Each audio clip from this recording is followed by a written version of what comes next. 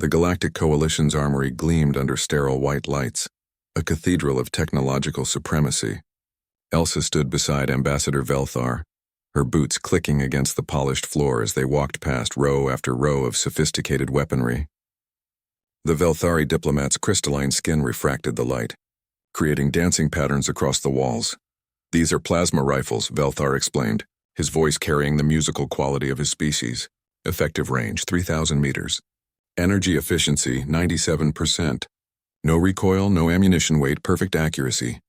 Elsa nodded politely, her auburn hair tied back in a practical bun. She picked up one of the weapons, feeling its lightweight frame. "Impressive," she said, her tone neutral. Velthar's chest swelled with pride. "We've spent centuries perfecting these designs. When humanity joins the Coalition forces, you'll have access to weaponry far beyond your primitive projectile firearms." He gestured expansively. "No more chemical propellants, no more brass casings littering battlefields." "And when the power cell runs out?" Elsa asked, turning the rifle over in her hands.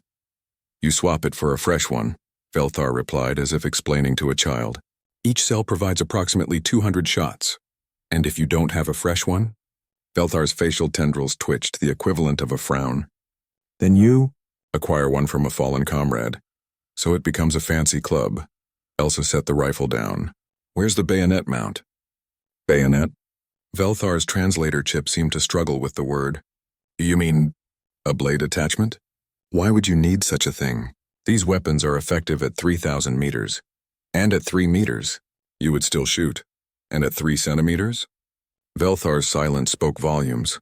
Leon emerged from behind a display of particle beam pistols, his scarred hands clasped behind his back. The human military advisor had been quiet throughout the tour, but Elsa recognized that look in his gray eyes, the same expression he wore before dismantling someone's argument in tactical briefings. "Ambassador," Leon said, his deep voice echoing through the armory.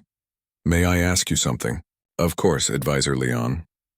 "Have the Coalition forces ever fought in urban environments? Trench warfare? Shipboarding actions?" Velthar's tendrils rippled uncomfortably. "Our superior technology typically prevents such messy confrontations. We engage at optimal ranges. Typically." Leon picked up a plasma rifle. "What happens when the enemy doesn't cooperate with your optimal engagement parameters? I don't understand." Elsa stepped forward, her tactical mind already running through scenarios. "The Jothic swarms don't use ranged weapons, do they? They overwhelm positions through sheer numbers and close combat." Velthar's crystalline skin darkened. Embarrassment. "They are a challenging opponent. We've lost several colonies to their invasions."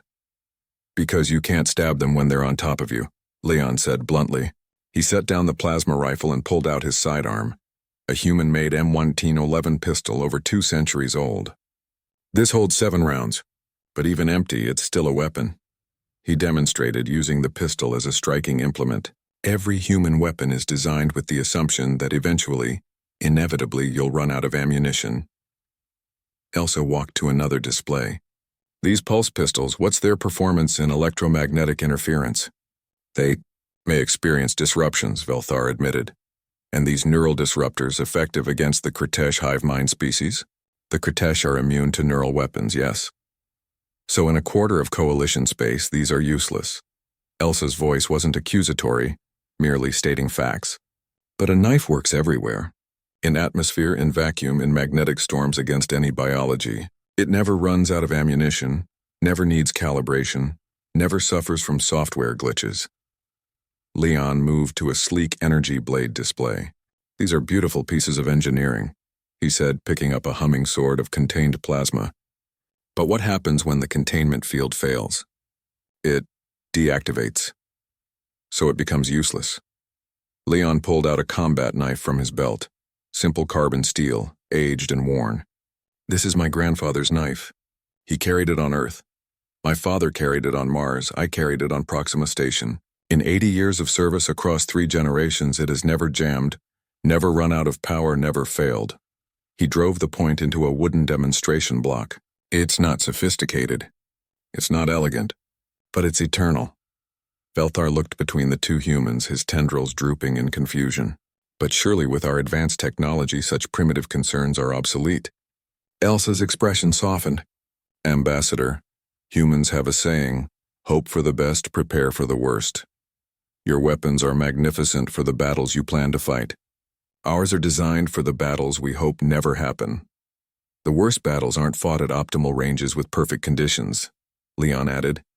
They're fought in the mud and blood, when everything has gone wrong, when your perfect weapon has failed, and all you have left is a sharp piece of steel and the will to survive.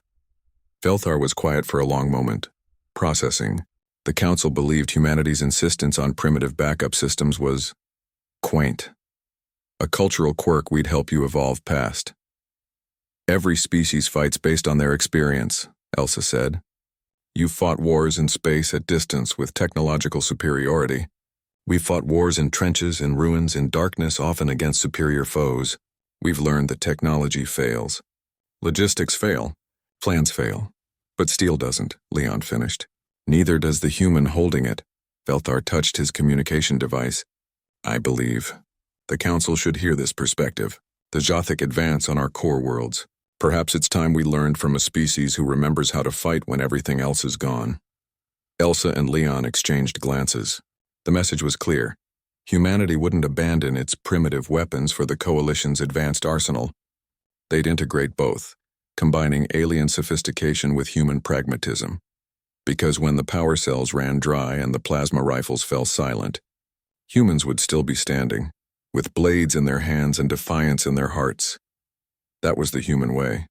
That was HFY.